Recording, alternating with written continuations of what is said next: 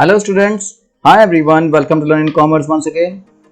Today we are going to discuss the next important topic of this aggregate demand chapter, that is investment multiplier.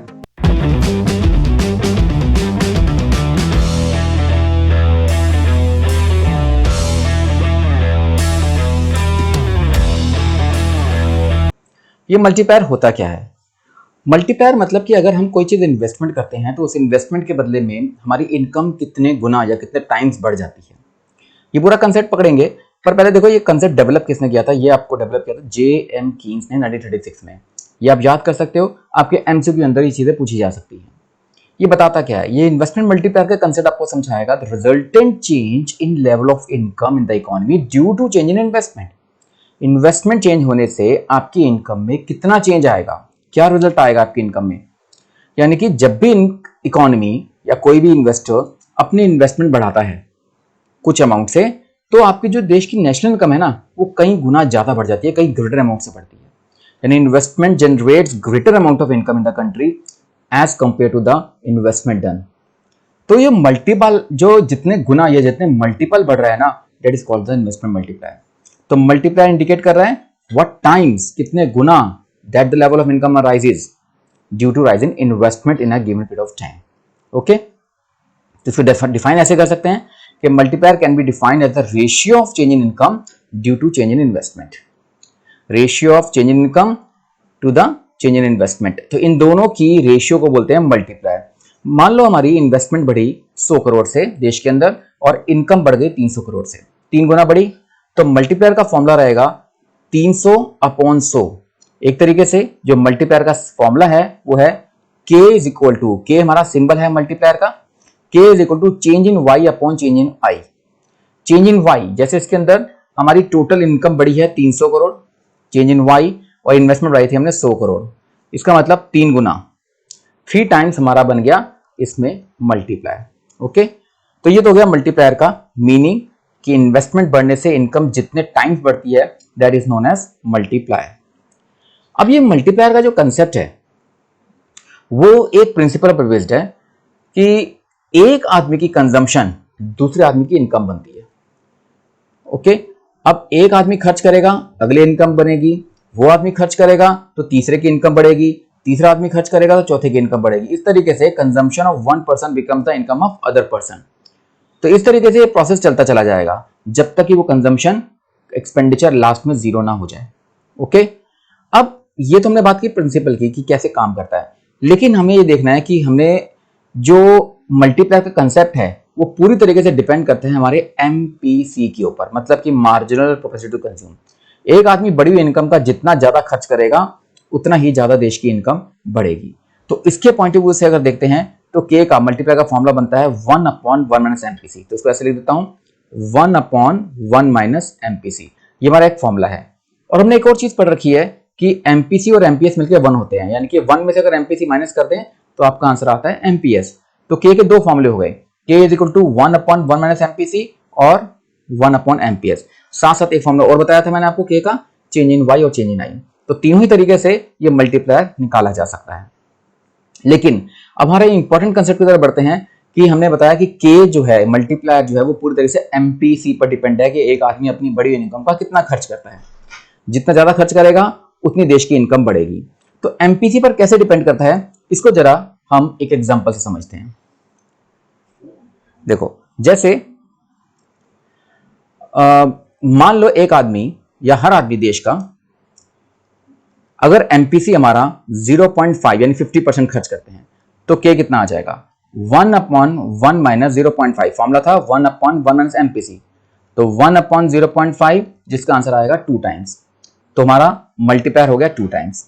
इसी तरीके से अगर MPC को हम 75% लेके चलें कि हर आदमी अपनी इनकम का 75% खर्च करता है, तो 1 अपॉन 1 माइनस 0.75 जो बनेगा 1 अपॉन 0.25, आंसर आएगा 4 टाइम्स। अगर हम एमपीसी को 80% लेके चलें कि हर आदमी 80% खर्च करता है, तो के का फॉर्मूला बन जाए, मल्टीप्लायर बन जाएगा 1 upon 1 minus 0.8, 1 upon 0.2 means 5 times. जैसे जैसे एमपीसी बढ़ता जा रहा है वैसे वैसे मल्टीप्लायर बढ़ता चला जा रहा है। तो इसी तरीके से अगर हम 1-2 पॉइंट और लें, एमपीसी को 90% लेके चलें, यानी कि एक आदमी या हर आदमी देश का अगर अपनी इनकम का, बढ़ी हुई इनकम का 90% खर्च करे तो 1 माइनस 0.9 मीन्स 1 अपॉन 0.1 जो कि बन जाता है 10 टाइम्स। और अगर हर आदमी अपनी इनकम का 100% खर्च कर दे, जितना इनकम कमाओ बड़ी हुई इनकम का सब खर्च कर दिया जाए, तो k will become 1 upon 1 minus 1 upon 0 जो कि बन जाता है मल्टीप्लाई और इनफाइनाइट। मल्टीप्लाई की वैल्यू आ जाएगी इनफाइनाइट। और अगर अपनी इनकम का कोई खर्च ही ना करे, मान लो 0 लेके चलें, तो k की वैल्यू बन जाएगी 1 अपॉन 1 माइनस एमपीसी 1 अपॉन 1, यानी कि वहीं की वहीं रह जाएगी। तो एमपीसी पर ही डिपेंड करेगा पूरा मल्टीप्लायर। जैसे जैसे एमपीसी बढ़ता जाएगा वैसे वैसे मल्टीप्लायर की वैल्यू बढ़ती जाएगी, यानी MPC is directly related to MPC. एम के multiplier is directly related to MPC. जैसे जैसे एमपीसी बढ़ेगा वैसे वैसे मतलब एक डायरेक्ट रिलेशनशिप होगी। इसको ऐसे लिख देते हैं, K is directly related to MPC. MPC बढ़ेगा तो मल्टीप्लायर बढ़ेगा, एमपीसी कम होगा तो मल्टीप्लायर कम होगा। और डायरेक्ट रिलेशन में ऐसे देख सकते हो कि जो के की वैल्यू है, के की वैल्यू वैरी करेगी 1 और इंफिनिटी के बीच में। के वैरीज बिटवीन 1 एंड इंफिनिटी। अगर आपका एमपीसी 0 है तो के की वैल्यू 1 आ जाएगी, और अगर एमपीसी 1 है तो के की वैल्यू इनफाइनाइट आ जाएगी। मतलब 1 जो है ये के की मिनिमम वैल्यू है और इनफाइनाइट जो है इसकी मैक्सिमम वैल्यू है। तो ये भी एमसीक्यू में पूछा जा सकता है कि के की वैल्यू यानी मल्टीप्लायर की वैल्यू मिनिमम कितनी होती है और मैक्सिमम कितनी होती है, और 1 होती है तब एमपीसी कितना होता है, इनफाइनाइट होती है तब एमपीसी कितना होता है। इस तरीके से किसी तरीके से रिवर्स करके क्वेश्चन पूछा जा सकता है। ये छोटे क्वेश्चन आपके हैं जो एमसीक्यू में पूछे जा सकते हैं। तो मैंने आपको बता दिया कि पहले तो मल्टीप्लायर का मीनिंग क्या होता है, मल्टीप्लायर किस प्रिंसिपल से काम करता है कि एक आदमी का खर्चा दूसरे आदमी की इनकम बन जाती है, दूसरा आदमी खर्च करेगा तीसरे की इनकम बन जाएगी। लेकिन टोटल जितनी देश की इनकम बढ़ेगी, कितना मल्टीपल बढ़ेगा, सब कुछ डिपेंड करता है हमारे एमपीसी के ऊपर, आदमी खर्च कितना करता है। जितना ज्यादा आदमी खर्च करेगा, ये 0.5 से 75%, 80% हमने लिया, जैसे जैसे उसका कंजम्पशन एक्सपेंडिचर बढ़ता जाएगा इंसान का, वैसे वैसे देश की इनकम 2 गुना, 4 गुना, 5 गुना, 10 गुना तक बढ़ती चली जाएगी और इनफाइनाइट तक भी पहुंच सकती है। यानी कि अगर आदमी को सेव ना करे, 100% खर्च करे, हर आदमी करे, तो पता नहीं देश की इनकम कहां पहुंच जाएगी। तो ये चीजें ध्यान रखनी है। तो अगर एमपीसी हायर होगा मतलब लोग ज्यादा प्रोपोर्शन खर्च कर रहे हैं, सेव कम करेंगे, और अगर एमपीसी कम होगा इसका मतलब लोग खर्च कम कर रहे हैं और सेव ज्यादा कर रहे हैं। और जितना कम खर्च करेंगे उतनी डिमांड कम होगी, डिमांड कम होगी तो मल्टीप्लायर भी देश का कम हो जाएगा, इनकम कम हो जाएगी। तो ये चीजें आपको ध्यान रखनी है कि मल्टीप्लायर का कैलकुलेशन कैसे की जाती है। ओके, तो मैंने आपको फॉर्मूले बता दिए, के का change in Y, change in I, साथ में 1 अपॉन 1 माइनस एमपीसी और साथ साथ 1 अपॉन एमपीएस भी। तो 3 फॉर्मूले हो गए के निकालने के। अब बात करते हैं इसको, अब एक वर्किंग होती कैसे। मैंने आपको बता दिया एक आदमी का खर्चा दूसरे आदमी की इनकम बनती है, ये एक कंसेप्ट है जिसको हम यहां यूज करेंगे। तो इसको ऐसे देखते हैं अपने वर्किंग को मल्टीप्लायर में। मान लो सबसे पहले गवर्नमेंट ने, हम यहां से स्टार्ट करते हैं कि मान लो गवर्नमेंट ने शुरुआत में इनिशियल इन्वेस्टमेंट करी है। तो फर्स्ट राउंड में हम कह सकते हैं कि गवर्नमेंट ने सबसे पहले इन्वेस्टमेंट को बढ़ाया। सबसे पहले गवर्नमेंट ने 100 करोड़ की फॉर एग्जांपल इन्वेस्टमेंट की, कहीं पर किसी प्रोजेक्ट में हाईवे पैसा लगाया और किसी कंपनी को 100 करोड़ रुपए दिए कि तुम ये पैसा खर्च करो इस प्रोजेक्ट को, हाईवे को बनाने में। अब जिसके ऊपर खर्च किया, ये तुम्हारा जैसे फर्स्ट राउंड है, मैं यहां ले देता हूं कि एक फर्स्ट राउंड है। ओके, तो फर्स्ट राउंड में गवर्नमेंट ने 100 करोड़ का इन्वेस्टमेंट किया और किसी एक कंपनी को पैसे दिए 100 करोड़, जो वो उस 100 करोड़ में से कितना खर्च करेगा। अब जिसका भी पैसा जिसको मिला उसकी इनकम बढ़ गई। उसकी इनकम कितने से बढ़ जाएगी वो हम यहां लिखेंगे। ओके, उसने इन्वेस्टमेंट तो करी 100 करोड़ से, अब उसकी इनकम बन गई ए की, यहां पे लिख देता हूं मैं कि ए की 100 करोड़ से इनकम बढ़ गई। ओके, उसके बाद उसने उसका, हम मान के चल रहे हैं कि एमपीसी उसका 80% है और 80% को हम 0.8 मान के चल लेते हैं। ओके, तो 100 करोड़ का 80% वो ए खर्च करेगा, ए कंपनी खर्च करेगी 80 करोड़, 100 करोड़ का 80%। अब जब इसने खर्च किया तो अगले वाले की इनकम बन जाएगी कितनी, 80 करोड़। ओके, तो अगले वाले की इनकम 80 करोड़ हो गई। इस 80 करोड़ का इसने खर्च कर दिया 80%, तो इसने खर्च किया 64 करोड़। इसी तरीके से जब बी ने खर्च किया तो सी की इनकम बन गई कितनी, 64 करोड़ से। अब 64 करोड़ का 80% सी ने खर्च किया तो अप्रोक्सीमेटली 51.2 करोड़ इसने खर्च कर दिया। तो अब सी ने खर्च किया तो डी की इनकम बन गई कितनी, 51.2 करोड़। और उसका भी उसने खर्च किया 80%, अप्रोक्सीमेटली 40.96 करोड़ इसने खर्च कर दिया। तो ये आपका जो फिगर है ये ऐसी चलती चली जाएंगी। ओके, अब ये टोटल इनकम कितनी आएगी, टोटल कंजम्पशन कितना आएगा, ये हम टोटल ऐसे कैलकुलेट नहीं कर सकते। ये तो बात वाला गई क्वेश्चन के अंदर कि जैसे गवर्नमेंट ने शुरुआत में इन्वेस्टमेंट की 100 करोड़ से, तो जिसको भी पैसे दिए, जिसको भी प्रोजेक्ट का पैसा दिया, उसकी इनकम 100 करोड़ से बढ़ गई, जिसका 80% उसने खर्च कर दिया, जो कि बन गया 80 करोड़। इसके बाद 80 करोड़ ए बी की इनकम हो गई, तो बी ने 64 करोड़ इसका 80% खर्च कर दिया। बी ने खर्च किया तो सी की इनकम बनेगी 64 करोड़ से, तो उसने खर्च कर दिया। इस तरीके से एक आदमी का खर्चा अगले वाले की इनकम बनती जाएगी और वो आगे खर्च करता चला जाएगा। अब इसके अंदर देखो हमें कैलकुलेट कैसे करना है। हमने एमपीसी को 0.8 माना, तो के हमारा ऑलरेडी बन जाएगा 1/1 माइनस एमपीसी, जो कि हो गया 1/1 माइनस 0.8 1/0.2 यानी कि 5 टाइम्स। ये हमारा हो गया मल्टीप्लायर। मल्टीप्लायर हमारा 5 हो गया, तो के का फॉर्मूला होता है change in Y upon change in I. तो 5 मल्टीप्लायर है हमारा, और चेंज इन वाई अगर हम निकालना चाहते हैं, और शुरुआत में इन्वेस्टमेंट की थी गवर्नमेंट ने 100 करोड़ की, इसका मतलब देश की इनकम जो बढ़ेगी वो 100 इंटू 5 मतलब 500 करोड़ से बढ़ जाएगी। ओके, तो 500 करोड़ से टोटल देश की इनकम बढ़ जाएगी, और उसका 80% टोटल खर्च हुआ मींस 400 करोड़, और टोटल जो सेविंग आएगी इसके अंदर वो आ जाएगी हमारी बची हुई 100 करोड़ की। तो हर आदमी ने 20% खर्च किया है और 80% खर्च किया, 20% सेव किया है, तो टोटल इनकम की देश के अंदर जो बढ़ी है वो 5 टाइम्स बढ़ी है, 500 करोड़ से बढ़ी है, और कंजम्पशन आपका 400 करोड़ से बढ़ा, और सेविंग आपकी 100 करोड़ से बढ़ जाएगी। तो ये पूरा वर्किंग मैंने आपको समझाया। इसको आपको पैराग्राफ में समझाना पड़ सकता है। शुरुआत में आप लिखोगे कि मल्टीप्लायर प्रोसेस पूरी तरीके से इस प्रिंसिपल बेस्ड है कि एक आदमी का खर्च दूसरे आदमी की इनकम बनती है। जब एक आदमी खर्च करेगा दूसरी इनकम बनेगी, दूसरा खर्च करेगा तीसरे की इनकम बनेगी, तीसरा खर्च करेगा चौथे की इनकम बनेगी। अब ये चलता चला जाएगा जब तक कि, जैसे यहां लिखा था कि जब तक कि टोटल कंजम्पशन जीरो ना हो जाए। कैसे, ये करते करते 80, 64, 51, 40, 32, 20, 18, उसका धीरे करते करते 2, 1, 0 पे आ जाएगा। अब ये नहीं पता टोटल आएगा कितना, हम इसको ऐसे कैलकुलेट नहीं कर सकते। तो हमने क्या किया, एमपीसी 0.8 माना था इस पूरे न्यूमेरिकल के अंदर, उसको फॉर्मूला लगाया हमने एमपीसी का के निकालने के लिए, और के निकाल के हमने इस फॉर्मूले में डाल दिया, जिससे कि हमारी चेंज इन इनकम आ गई। तो चेंज इन इनकम 500 करोड़ हो गई और चेंज इन कंजम्पशन हमारी 100 करोड़ हो गई। तो इस तरीके से आपने पूरा वर्किंग समझा दिया, और इसी चीज को जो मैंने बोला है इसी चीज को पैराग्राफ में समझा दो, एक एक्सप्लेन कर दो कि किस तरीके से मल्टीप्लायर इसमें काम करता है। डायग्राम भी बनाओ, डायग्राम में समझा रहा हूं आपको मैं, शेड्यूल बनाओ, कैलकुलेट करके दिखाओ, और थ्योरी भी लिखो इसकी, तब जाके पूरा क्लियर होगा। अब इसका डायग्राम देखते हैं, मल्टीप्लायर को डायग्राम के थ्रू कैसे शो करते हैं। ये देखो, आप इसमें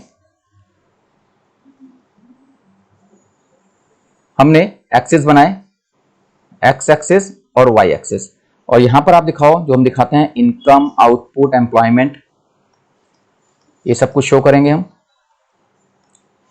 और यहां पर हम जैसे एग्रीगेट डिमांड दिखाना है।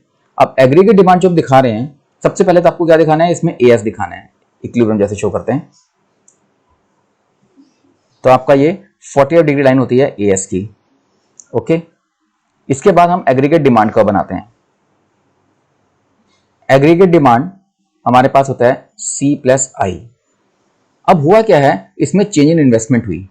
अब चेंज इन इन्वेस्टमेंट की वजह से टोटल एग्रीगेट डिमांड हमारा बढ़ जाएगा, क्योंकि एग्रीगेट डिमांड सी प्लस आई होता है। ये हमारे पास करंट एग्रीगेट डिमांड थी। अब जो न्यू एग्रीगेट डिमांड है वो हमारी बन जाएगी सी प्लस आई, तो ऑलरेडी था, उसमें इन्वेस्टमेंट और बढ़ गई। इसका मतलब हमारा जो कर्व है ना, ये ऊपर शिफ्ट कर जाएगा। ये पैरेलल बना दो उसको। ये हमने इन्वेस्टमेंट बढ़ाई, इतनी इन्वेस्टमेंट हमने बढ़ाई, चेंज इन इन्वेस्टमेंट, और जो हमारा पहले इक्विलिब्रियम एडीएस पे यहां पे आ रहा था, अब नया इक्विलिब्रियम हमारा यहां पर आएगा E1 पर। इसको अब पहले जहां पे हमारे पास y यहां पे था, ये y था हमारा, अब ये नया वाला हमारा y आ गया, नया आउटपुट लेवल आ गया, जो कि हो गया Y1।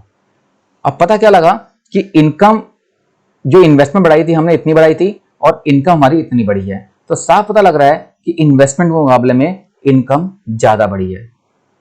तो यही हमारा दिखाता है मल्टीप्लायर का काम। तो कितनी इन्वेस्टमेंट बढ़ी है और कितनी इनकम बढ़ी है, इस चीज को शो करते हैं हम मल्टीप्लायर प्रोसेस के अंदर।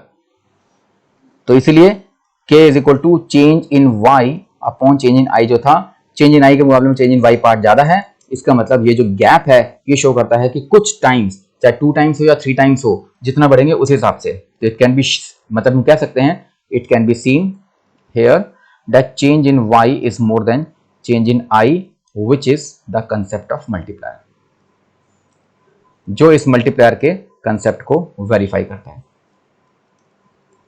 ओके, तो ये मैंने आपको पूरा समझा दिया इस पूरे टॉपिक के अंदर। देखो कि मल्टीप्लायर होता क्या है, उसको कैसे फॉर्मूले में कैलकुलेट करते हैं, किस प्रोसेस पर, किस कंसेप्ट पर फॉलो करता है वो, एमपीसी एमपीएच का फॉर्मूला हो गया उसके साथ ही साथ उसकी वर्किंग कैसे होती है, प्रोसेस कैलकुलेशंस कैसे होती हैं, जैसे जैसे एमपीसी बढ़ेगा वैसे वैसे मल्टीप्लायर बढ़ेगा, डायरेक्ट रिलेशन एमपीसी के साथ होती है इसकी।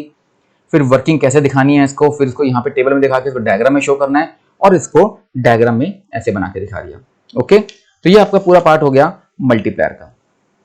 अब इसी के साथ एक छोटे कंसेप्ट और पकड़ लेते हैं। हमारे पास एक कंसेप्ट है एक्स आंट और एक्स पोस्ट। एक्स आंट क्या होता है और एक्स पोस्ट क्या होता है? देखो, एक है एक्स आंट का मतलब प्लान्ड होता है, ये होता है प्लान्ड।